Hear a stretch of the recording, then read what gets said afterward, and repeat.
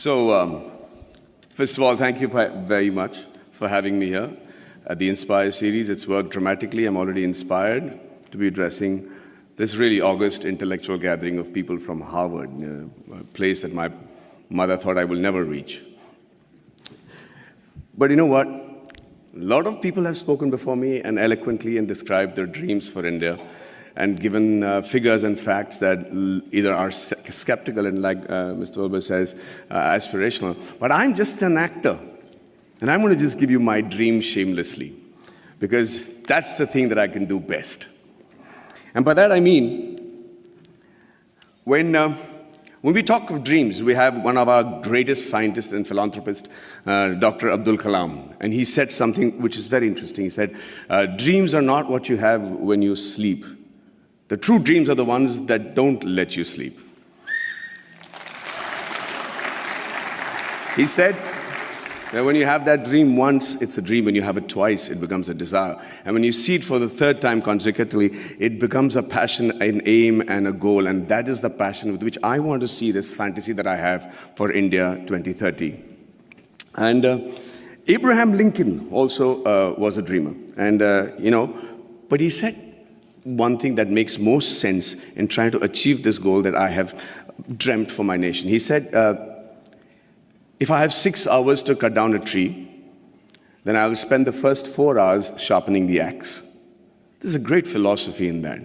In this era of instant gratification, we just keep thinking we can achieve all these goals by just tweaking this, tweaking that. It's not true. I really believe that, that a missionary zeal is required to make that quantum change. That can make 2030 what I'm dreaming about right now. And just let's look at India as a country. What a unique nation, seriously. Thousands of years old of culture and tradition, many invasions, being ruled for many years, and we still somehow managed to maintain our identity. We still somehow have managed to maintain our Indianness, our beliefs, our faith. And, there has been, we have our drawbacks. There is corruption, there is violence, there is differences between the different religions and sects and castes and everything. But I can't help but think, looking at India, at the geography, that we're not doing really that bad. Look at all the other nations around in the world. Look at our neighbors. Compared to that, there is somebody in India who's doing something right for us to be called a growing economy and being projected as the third largest economy in 2026 and the most educated and young nation in the world. And it's still functional democracy. So let's first accept the fact that there is some people in India with the right ideas and the ability to lead the nation to where we are today. Under that assumption, we are also very capable of finding very unique solutions to the problems that generally the world faces. One of them, of course, is the fact that we found freedom through non-violence and non-cooperation. Who would have thought that was possible? We have some other great... No, seriously, I mean, it was as radical a thought then as it is today. And one man in a loincloth with belief and faith and complete conviction was able to do that for us, Mahatma Gandhi. And it's an amazing country of people like Mahavir, Gautam Buddha, and Mahatma Gandhi, and then Bhagat Singh, who also had a dream. He dreamt then, 85 years ago, that I dream of an India where no infant cries for the want of milk. No youngster is deprived of relevant education, and no youth goes door to door finding a job. Sadly, it's still a dream today. And I dream of a 2030 when this dream becomes irrelevant. I dream of a 2030 when everybody is so equally satisfied with what they're doing that they're able to actually devote more time back to art and culture, which is another great important aspect of our country. Now, for that to happen, we need to be a healthy nation. And when I say healthy, I remember preparing for a film of mine, which released recently, where I had to look like a boxer. And I had these, biceps and triceps that had to be there. So I decided just to work on the parts that is seen outside my clothes. So I was just working out on my biceps and my triceps and my shoulders. But you know what? I suddenly realized the strength that I had in my arms and biceps was not actually enough for me to look even fit, because it is disproportionate growth. It is the kind of growth that will not make you fit or strong, but actually make you look inadequate. And that is what is happening to India today. Everybody says we are the largest economy, we're going to be the most populated country in the years to come, and with economic superpower and supremacy in rocket and space technology, which I am privy to, and then the IT giants and smarter cities. But ladies and gentlemen, I really believe that more than smarter cities, we require smart villages. And this is going to be primarily what I talk about today.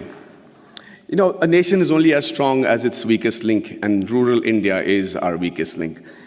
See, it's important that that growth and progress goes hand in hand with the villages also getting onto the same train towards economic freedom, superpowerdom, all the terms that have been coined for a successful country. But that is not happening. The reason being, we're beginning to ignore them.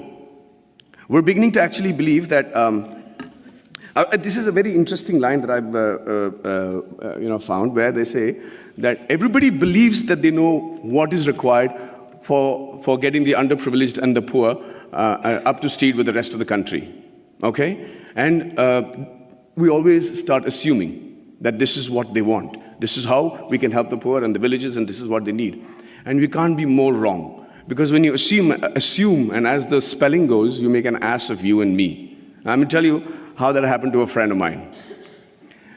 His name was, he's a very profound doctor, a gastroenterologist, and he got a call from his patient, Mr. Abdul, who said, Dr. Saab, my wife is really, really ill, and she's got a big stomach ache, and she can't sit, and she can't sleep, and she's in big pain. Can I come and visit you? And he said, yeah, by all means. And like all patients today, he has done his research, he's gone into the internet, and he said, usko ye ho sakta hai, wo ho sakta hai. And the doctor said, don't worry, let me handle it. And he checked her out, and he said, she has an infected appendix, so I have to do a surgery, and she'll be fine. The surgery was done, he was fine, and Abdul was a happy man. 1 year later, he calls back the doctor and says, sir, my wife has got a stomachache, please do the appendix operation, she'll be fine. Dr. Manoj said, listen, I'm the doctor, let me diagnose what I have to, please bring her to the clinic and we'll fix it up. He says, yes sir, fix up that operation date, we'll do it in half an hour and we'll be back, just she needs her appendix removed.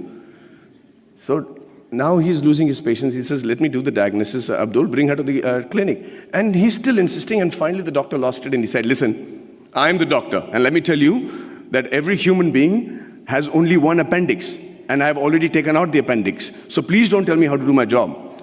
Abdul waited very patiently for the doctor to finish with his assumptions, and then he shot back very meekly. He said, sir, I agree with you.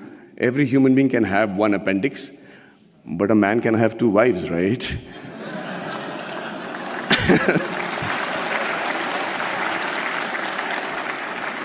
So when we start assuming what the rural India needs, we do what I think is most dangerous. In my vast experiences of shooting in really rural Indias, and villages and small kugramams, like they call it in Tamil, really small places, I realized, shockingly, that the biggest financial burden for a person of this particular village, would you all be able to guess what his biggest financial burden is? 5 minutes? Hey, so I'm going to speak for 20 today. I'm going to reduce the number of questions. I'm prepared. Is that okay? Okay, so can you all tell me, anybody, quick answers, anybody know which is the biggest financial burden for a man in one of these small villages? Sorry? Theft. Health. Okay. No, not health. Not the marriage of a daughter, not education, not, sorry? Liquor. Thank you for reminding me, but no. Say that again? Dowry, no. No. No. No. Oh, let me put you out of your misery. No, I'm saying, what does he need financial assistance for? The answer is the untimely death of a relative, of a senior in their family. That is the one occasion he can't prepare for.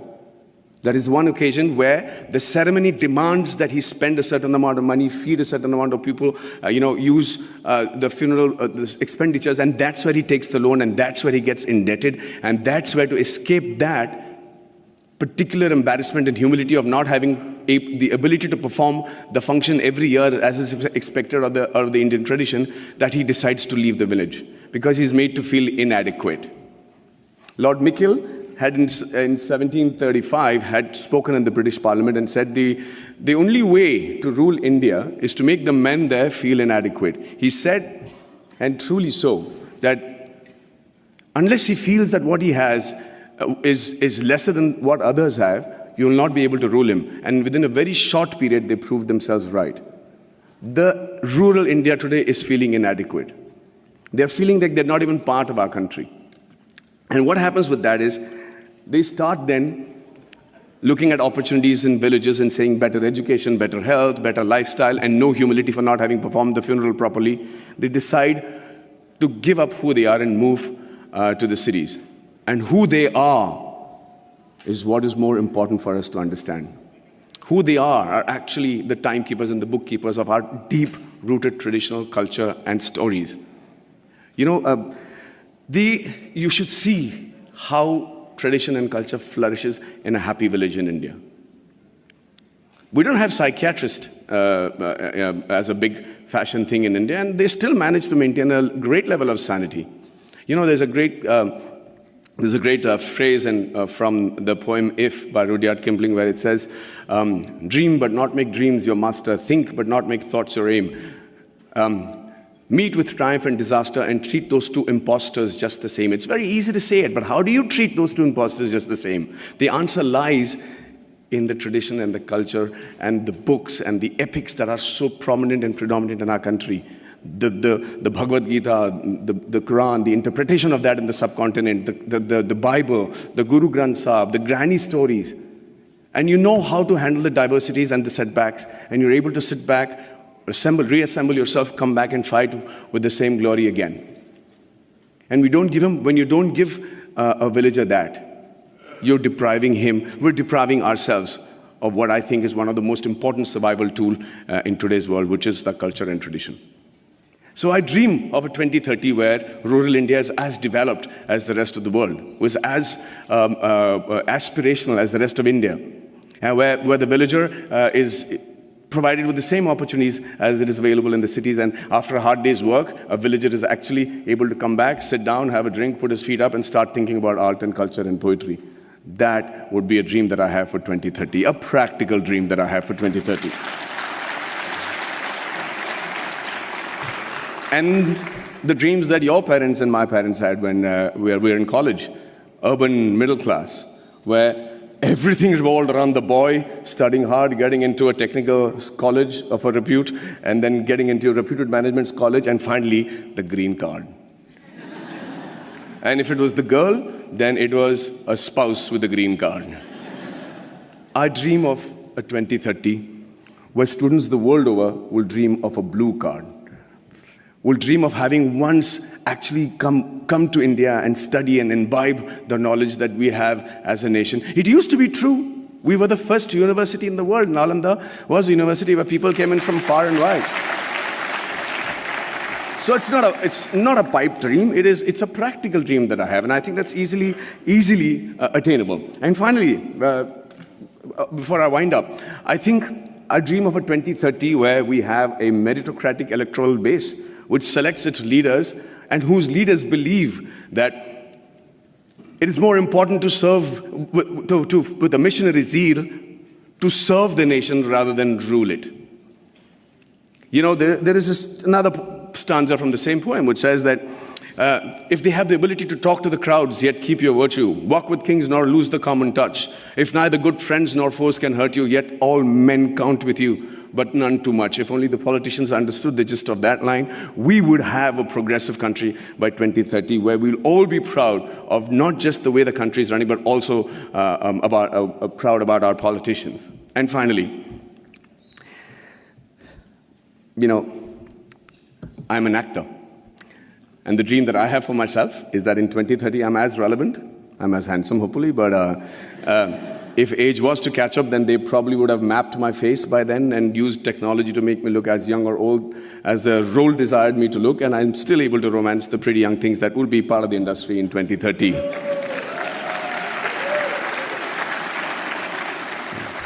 Well, I see that's got many guys going. Yeah.